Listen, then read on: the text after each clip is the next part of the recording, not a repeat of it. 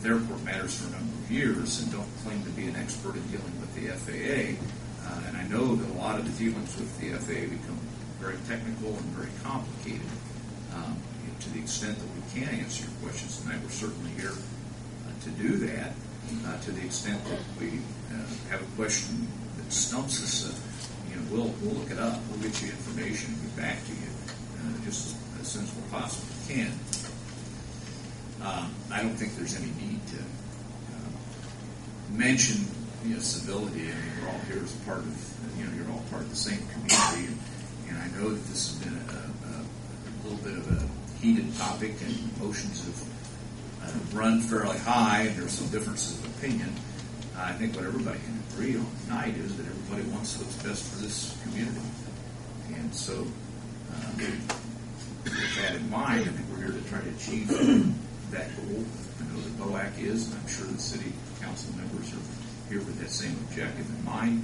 So, with that, I think we can go ahead and just open up. I don't know, from a council standpoint, whether you had a format that we could follow as far as asking questions, but the only thing I wanted to get out front before we even ask questions is maybe if we can get an outlay of what's been going on with the BOAC in conjunction with the FAA. It doesn't have to be a lengthy thing, but what's been going on in the last year and a half.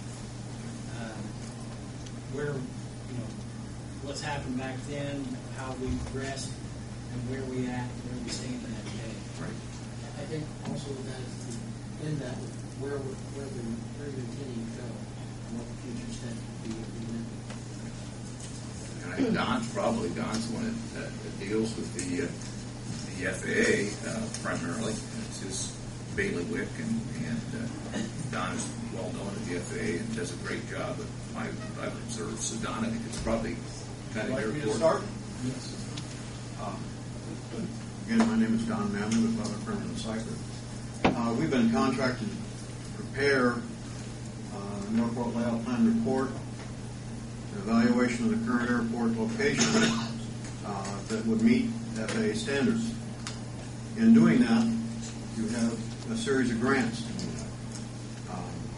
Council back prior to a lot of you all started the process in acquisition of the land of the current airport.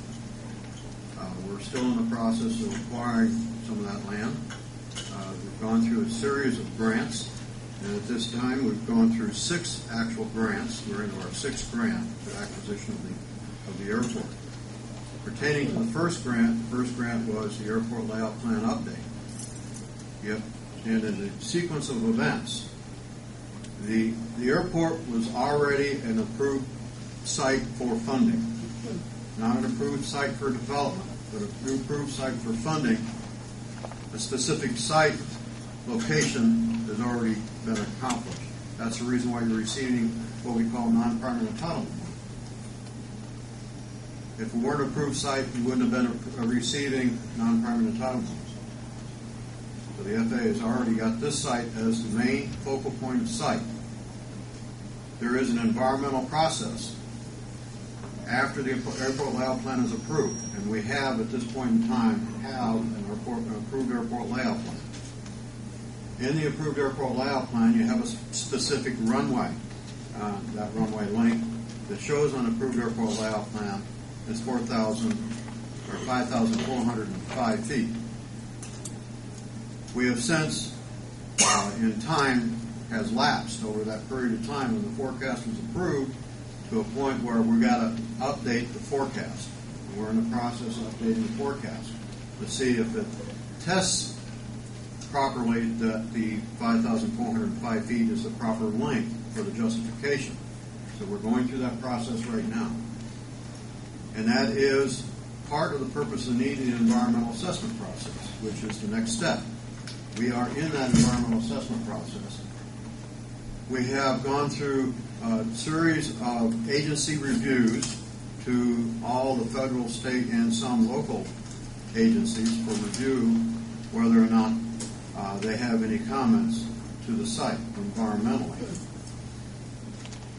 Through that process, we will also have a what's called an opportunity for public hearing and informational meetings. That have not accomplished yet because we haven't gotten all the comments back from all the agencies and submitted the FAA. We can't have any public information meetings according to the FAA's guidelines until after the draft document has been released for the public for comment. Right now, it is a draft document, only an official. The FAA has to be the one that releases that document. Basically, they're the ones that write the document officially. They sign it, and once it's signed, it's submitted as a draft document to the public. Before that point, it's actually just contract for us to write the paragraphs for them for their approval. So we're basically working for the FAA to write the environmental assessment. Once the environmental assessment is a draft document, and I'm going a little bit ahead of time now, is a draft document and is open for public comment, it will be out for a period of time for review and a public comment. And at that time, we can also have released for public information meetings. Normally we'll have one in public information meeting, and we'll have a series of tables where you can go through all the public can come to that meeting and go through and find out exactly what is transpiring in the environmental assessment process. If it passes all the muster, the environmental assessment, then this is the site that will be developed. That's the way the process is set up with the FAA. There is an opportunity for public, after the information process, there is also an advertisement for an opportunity for a public hearing. Because of the concerns, the opposition that we have, we know full well that we're probably not going to advertise opportunity for public hearing. We're going to go right into the public hearing process. So there will be a public hearing. At that time, the public will come in, and it will be transcribed, not informal like the public information meetings are, but it'll be transcribed statements that we will record in those statements, and then we will address it in the environmental document. We can address in statements that are presented to us informally as well, and we can answer pertinent questions and statements that are addressed at any one of the board meetings, which are open to the public as we're going through this process. So I welcome any comments that are made. We will take those comments under advisement, look at them. We will not, obviously, we will not have a debate about them.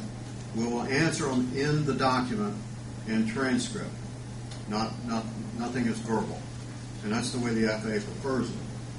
So, right now, we have an approved airport layout plan, which shows 5,405 feet, a single runway and a parallel taxiway, and acquisition of land.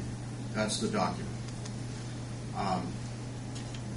We are going through a re-review, a re-evaluation of the forecast as we speak now, and we are preparing the environmental assessment. Is that your follow-up question? Well, I guess the part of that I wanted to follow up on is, I believe the environmental study almost was my understanding. So what are the steps if this environmental study comes back for the next steps? Well, if the environmental assessment is, I'm going to make some assumptions now. Right, that's what If the environmental assessment for this site is acceptable and it's signed off by the FAA, then the next step is preparing a grant for construction.